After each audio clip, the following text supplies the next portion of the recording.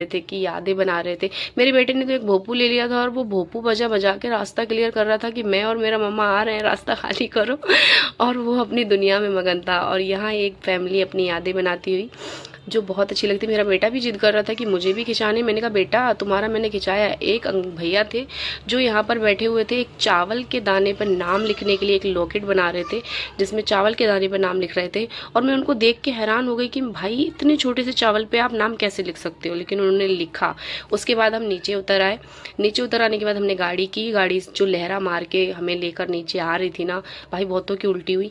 और फिर जो हमने एक लोकेशन देखी, वो लोकेशन जो थी भाई वो तो गजब थी, गजब भाई, बॉलीवुड स्टाइल लोकेशन थी। और मन कर रहा था यहीं ठहर जाओ। और हमने बहुत सारी मस्ती करने के बारे में सोचा। फिर मेरे बेटे ने कहा मुझे नहाना है और उसने कपड़े सारे निकाल दिए और वो नहाने के लिए कूद पड़ा। फिर मैंने भी मस्तियाँ की, मेरा भी बचपन जिंदा हो गया और मैंने उसमें खूब छपाछप मजे लिए।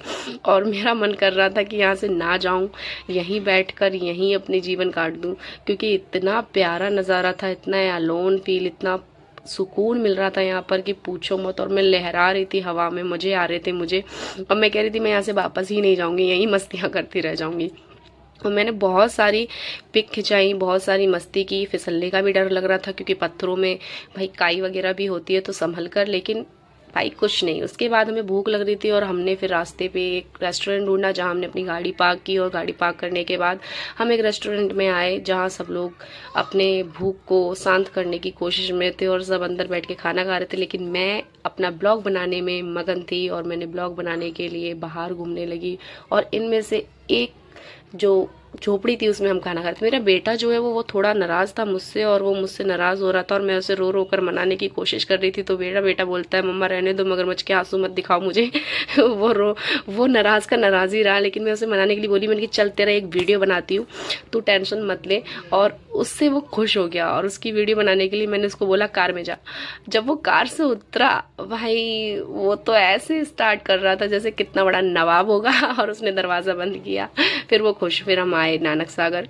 ये एक ऐसा सागर है जहाँ पर भाई गोवा जैसी फीलिंग आती है कभी कभी, क्योंकि देखो अब देखो आप लोग कितना प्यारा व्यू है, पानी पानी नजर आ रहा है और कुछ भी नजर नहीं आ रहा। और यहाँ पे भी जो बोटिंग होती है ना 450 रुपये की, भाई मजा ही आ जाता है। लेकिन हमारे पास समय बिल्कुल नहीं था, हमारी रात होने वाली थी, आप देख सकते हो शाम हो चुकी है। हमें घर भी आना था और हमने फिर घर आने के लिए सफ़र तय किया और हम अपने घर आ गए। और यहीं मेरी जर्नी पूर्णागिरि की ख़त्म हुई, समाप्त हुई। मैं उम्मीद करती हूँ कि आपको ये ब्लॉग अच्छा लगे और मेरी ये कोशिश है कि आपको मैं कुछ दिखा पाई।